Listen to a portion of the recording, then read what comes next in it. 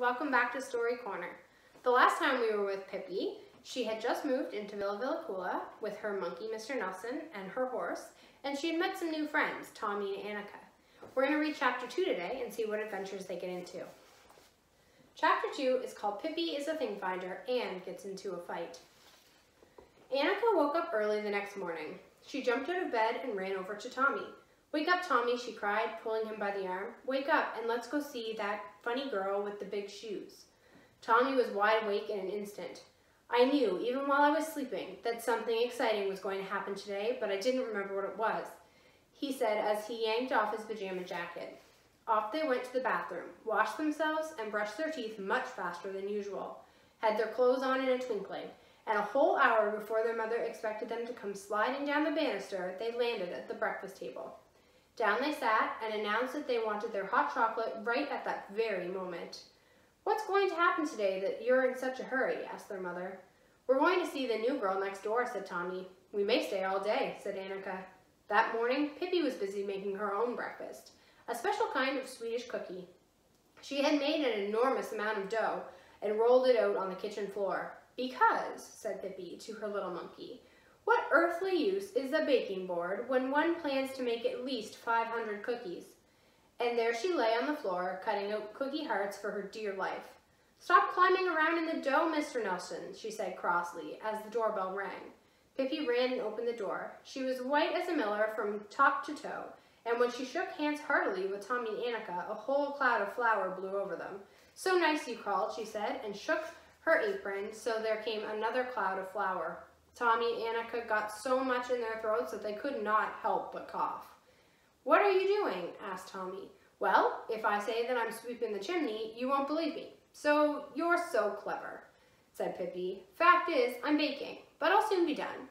You can sit on the wood box for a while." Pippi could work fast. She really could. Tommy and Annika sat and watched how she went through the dough, how she threw the cookies onto the cookie pans and swung the pans into the oven. They thought it was as good as a circus. "Done," said Pippi at last, and shut the oven door on the last pans with a bang. "What are we going to do now?" asked Tommy. "I don't know what you're going to do," said Pippi, "but I know I can't lie around and be lazy. I am a thing finder. And when you're a thing finder, you don't have a minute to spare." "What did you say you are?" asked Annika. "A thing finder." "What's that?" asked Tommy.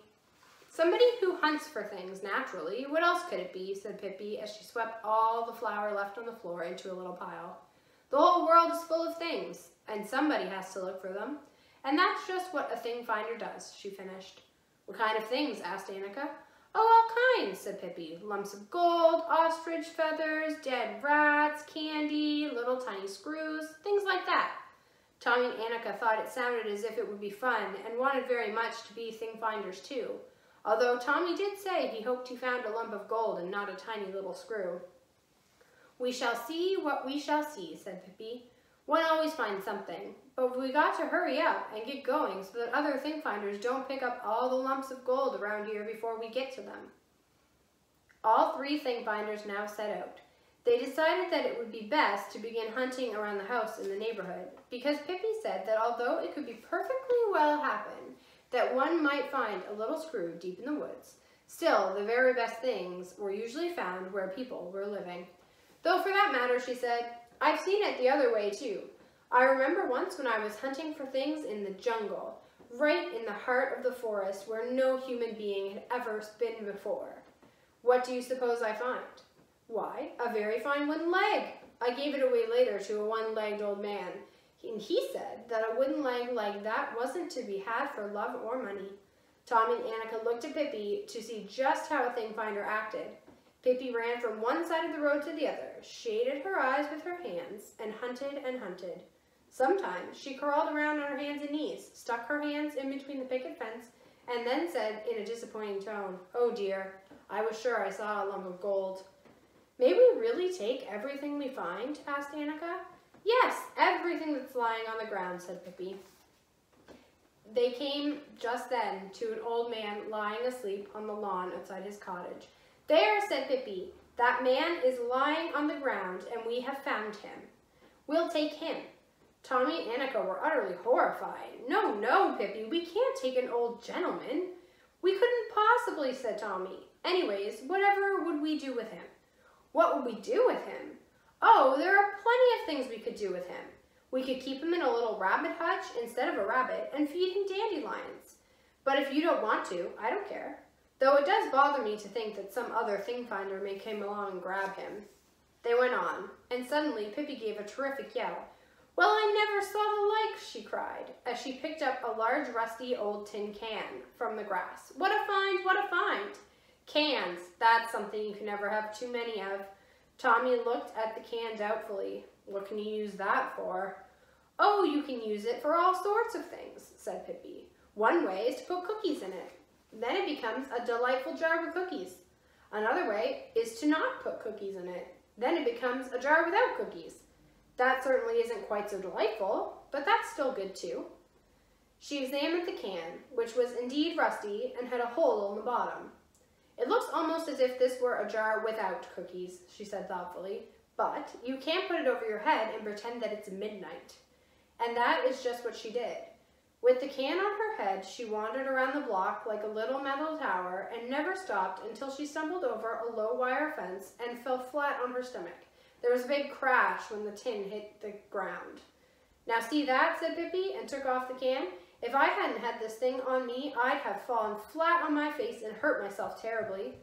Yes, said Annika, but if you hadn't had the can on your head, then you wouldn't have tripped on the wire fence in the first place. Before she was finished speaking, there was another triumphant cry from Pippi, who was holding up an empty spool of thread.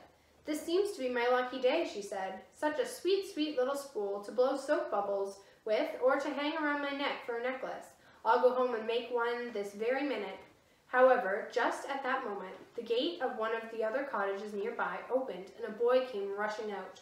He looked scared, and that was no wonder, because head over heels after him came 5 other boys. They soon caught him and pushed him against the fence, and all 5 began to punch and hit him. He cried and held his arms in front of his face to protect himself.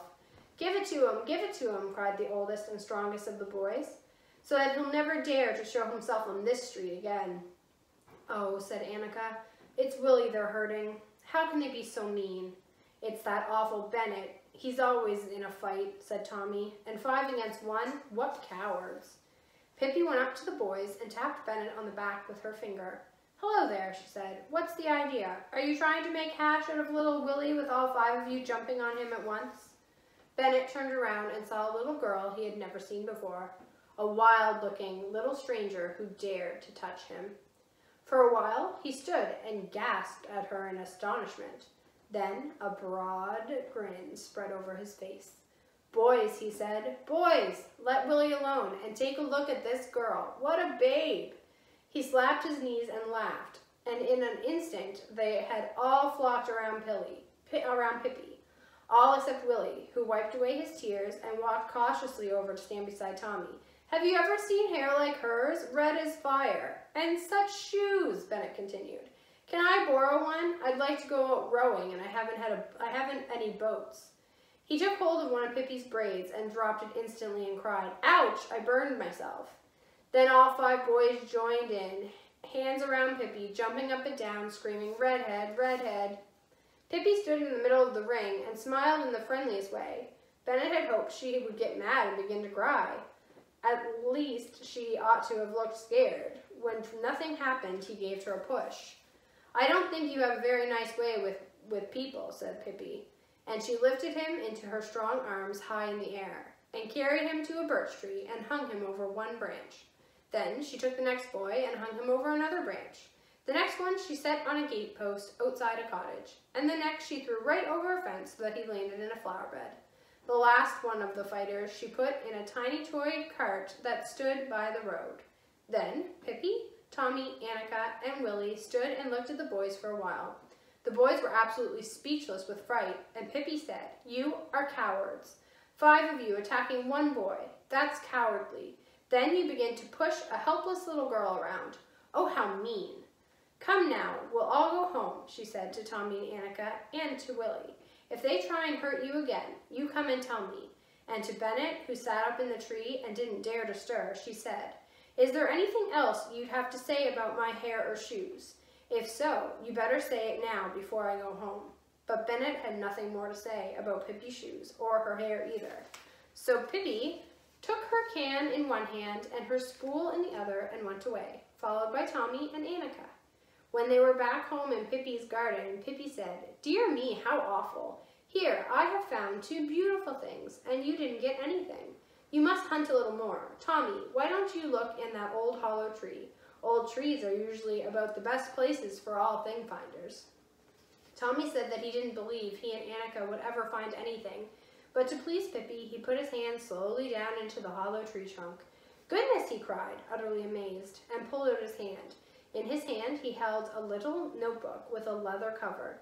In a specially looped there was a little silver pencil. "Well, that's funny," said Tommy. "Now see that," said Pippi. "There's nothing so nice as being a thing finder. It's a wonder there aren't more people that take it up. There'll be tailors and shoemakers and chimney sweeps and such, but not thing finders. No, indeed, that isn't good enough for them." And then she said to Annika, "Why don't you go feel in that old tree stump? One practically always finds things in an old tree stump." Annika stuck her hand down in the stump and almost immediately got hold of a red coral necklace. She and Tommy stood open-mouthed for a long time. They were so astonished. They thought that hereafter they would be thing finders every single day. Pippi had been up half the night before, playing ball, and now she suddenly felt sleepy. "I think I'll have to go and take a nap," she said. "Can you come with me and tuck me in?" When Pippi was sitting on the edge of her bed, taking off her shoes, she looked at them thoughtfully and said, "He was going out rowing," he said. "That old Bennett," she snorted disdainfully. "I'll teach him how to row. Indeed I will, another time." "Say, Pippi," said Tommy respectfully, "why do you wear such big shoes?" "So I can wiggle my toes, of course," she answered. Then she crept into bed. She always slept with her feet on the pillow and her head way down under the quilt. "That's the way they sleep in Guatemala," she announced, "and it's the only real way to sleep. See, like this, I can wiggle my toes when I'm sleeping too." "Can you go to sleep without a lullaby?" she went on. "I always have to sing myself a lullaby for a while. Otherwise, I can't sleep a wink." Tommy and Annika heard a humming sound under the quilt. It was Pippi singing herself to sleep. Quietly and cautiously, they tiptoed out so they would not disturb her. In the doorway, they turned to take a last look towards the bed. They could see nothing of Pippi except her feet resting on the pillow. There she lay, wiggling her toes back and forth. Tommy and Annika ran home. Annika held her coral necklace tight to her hand. "That certainly was strange," she said. "Tommy, do you suppose that Pippi had put these things in place beforehand?" "You never can tell," said Tommy. "You just never can tell anything about anything when it comes to Pippi." And that's the end of chapter 2. What do you think? Do you think Pippi put those things for Annika and Tommy to find? Or do you think they really did find them all on their own? I guess we'll never know. All right, we're on to chapter 3. You can check back later to see what happens next.